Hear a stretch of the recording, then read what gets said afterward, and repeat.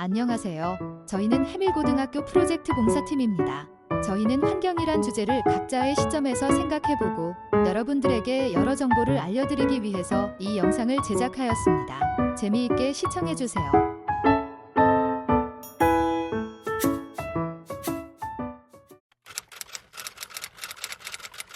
두 번째로는 아이들이 편하게 놀 수 있는 실내 및 자연 놀이터를 소개하도록 하겠습니다. 공공어린이 실외 놀이터. 자연 친화적이고 주민 참여적인 디자인이 특징이며 한솔, 고온, 종촌, 소담, 조치원읍의 5곳에 위치하고 있습니다. 유아 생태 체험, 솔솔놀이터. 폐교된 학교를 바꾸어 만든 체험 공간입니다. 평일은 유치원 단체 프로그램 때문에 참가가 불가하나 토일요일에는 세종 시민을 위해 운영하고 있습니다. 세종, 공공형 실내 놀이터, 친환경 소재의 놀이기구와 가상현실 기기가 갖추어져 있는 예약제 놀이공간입니다. 1호는 종촌동에, 2호는 조치원에 위치하고 있습니다. 세종시 농촌체험. 가족과 함께하는 체험 프로그램입니다. 농촌 융복합 산업사업장, 농촌체험농장 등이 있습니다. 자세한 설명은 QR을 통한 링크에 적어두었습니다.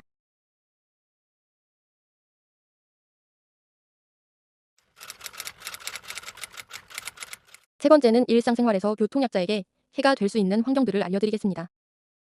첫 번째는 보도블록 끊김 현상 및 방해물에 관련된 내용이에요. 자세히 알아보기 전에 우선 점자블록에 대해 알아볼까요? 점자블록은 시각장애인분들께 매우 중요한 안내블록이에요.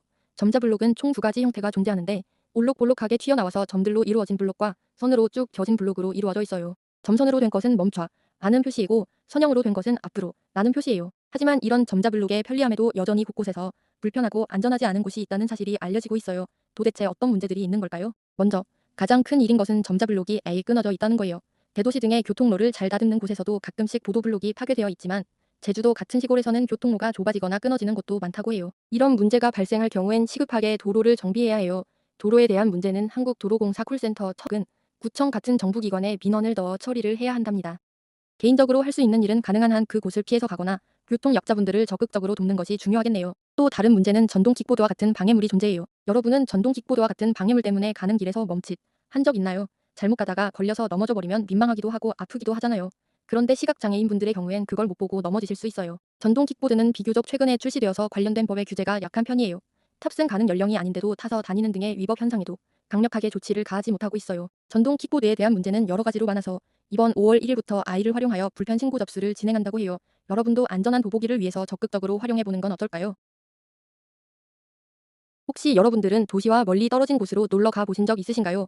저는 가끔씩 놀러 가서 맛있는 것도 먹기도 하면서 놀고 오는데요. 열심히 놀기도 해야 하지만 언제나 차 조심해야 한다는 것 잊지 않으시죠? 하지만 차 조심해야 한다는 걸 알고 있어도 안전사고는 항상 발생하기 마련이에요. 만약 신호등이 없고 도로 반사경도 없는 곳에서 차가 양옆으로 꽉 막혀 도로가 보이지 않는다면 정말 주의해서 이동해야겠죠. 그런데 너무 신이 난 나머지 그걸 못하고 뛰어가서 교통사고가 난 사례가 있어요. 도로 반사경. 그게 뭔가요? 이거요. 도로 반사경은 사실 법으로도 규정되어 있어요. 국토교통부의 도로안전시설 설치 관리 지침을 참고하면 라고 하는데 그냥 법으로 규정하며 교통시설에서 꼭 필요하다 라고 짧게 요약할 수 있겠네요. 그런데 저런 도로 반사경, 학교에서도 보이고 지하주차장에서도 보이지 않나요?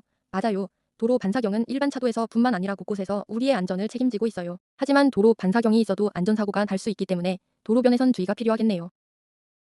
2025년도 4월 16일엔 이른데 경비원이 경사로로 인해 미끄러진 택배 차량에 치여서 중상을 입었다는 소식이 보도되었어요. 2025년 3월 6일엔 택시가 경사로에서 사고를 당했다는 뉴스 소식이, 2024년 11월 26일엔 경사가 급한 지역의 사고를 극적으로 막았다는 소식이 보도되었어요. 거기에 전동 휠체어 이용자분들이 일반 도로로 보행하는 것에 어려움이 있으며 관련 사건 사고도 많다고 해요.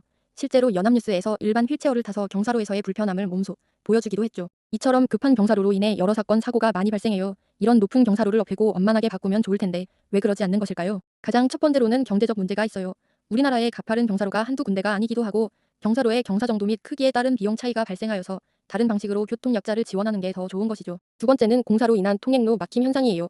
한국인들의 빨리빨리 문화로 인해 빠른 통행 혹은 배달이 인기 있기에 그만큼 통행로 확보가 중요해요. 또한 공사하며 발생하는 비산물이나 흙먼지는 호흡기에 안 좋기 때문에 어린아이뿐만 아닌 많은 사람들에게 해가 될 수 있어요. 그래서 경사로를 원만하게 바꾼다는 건 현실적으로 힘든 부분이라고 볼 수 있어요. 따라서 정부는 교통제도를 정비하거나 관련 지원 방안을 마련해야 해요. 그래야만 안심하고 길을 걸어 다닐 수 있으니까요. 반려동물과 함께 여행해요. 옛날에 언니와 여행하기 좋아하는 강아지 삐삐가 살았어요. 언니와의 여행은 즐거웠지만 대부분은 함께 가지 못했어요. 강아지와 함께 갈 수 있는 곳을 찾기가 쉽지 않았거든요. 그래서 삐삐는 매일 밤마다 기도를 했고 삐삐의 간절한 기도를 들은 요정이 삐삐의 소원을 이뤄주기 위해 찾아왔답니다. 어라? 요정과 삐삐가 어디론가 이동하네요. 우리도 함께 따라가 봐요. 대한민국 구석구석. 이곳은 대한민국 구석구석이라는 사이트야. 검색을 하거나 앱을 다운받으면 접속할 수 있어. 한국관광공사가 운영하는 국내 여행정보 사이트라서 다양한 장소를 찾을 수 있지. 게다가 반려동물과 동반 가능한 장소까지 다 모아두었다고. 우선 반려동물과 동반 가능한 장소를 찾는 법을 알려줄게. 모바일 핸드폰 접속을 기준으로 왼쪽 하단에 있는 검색 버튼을 눌러줘. 검색창에 반려동물 동반이라고 검색하면 돼. 이곳에서 반려동물과 동반 가능한 장소 말고도 다양한 정보들을 확인할 수 있어. 장소와 관련된 기사나 행사, 이벤트, 그리고 상품 등 엄청 다양하다고.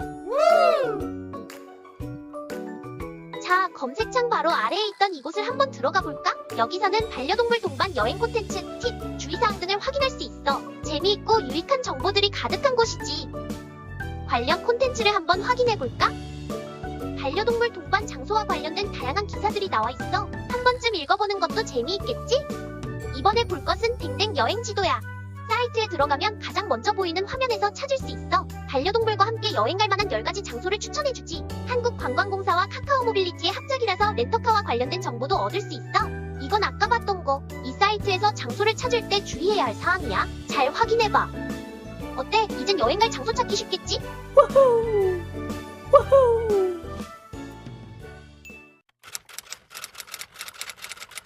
안녕하세요. 앞선 영상은 도움이 되셨나요?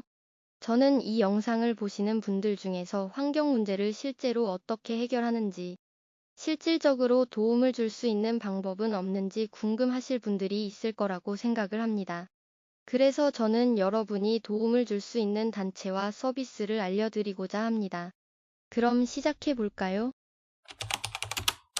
푸른 아시아는 기후변화와 사막화, 황사에 대응하기 위한 재생에너지 보급 및 나무 심기 사업을 중심 과제로 추진하고 있는 단체입니다.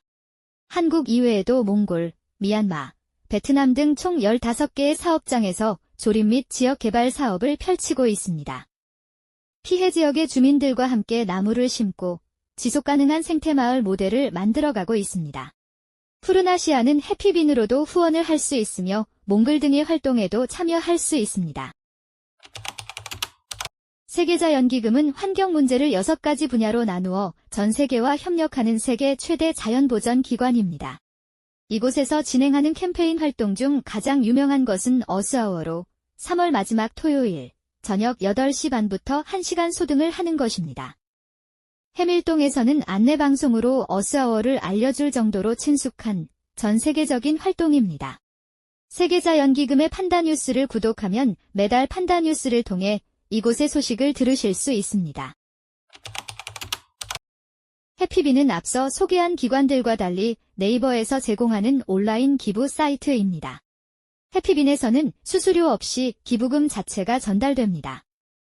네이버의 여러 시스템을 통해 스탬프를 모아 기부를 할 수도 있습니다. 이곳에서는 자신이 원하는 분야에 선택적으로 기부할 수 있고 직접 모금을 진행할 수 있습니다. 만약 앞서 나온 기관들의 활동 중 마음에 드는 것이 없었다면 이 사이트를 통해 쉽게 참여할 수도 있습니다. 어떤가요? 도움이 되셨나요? 도움이 되셨길 바라며 저는 여기까지. 감사합니다.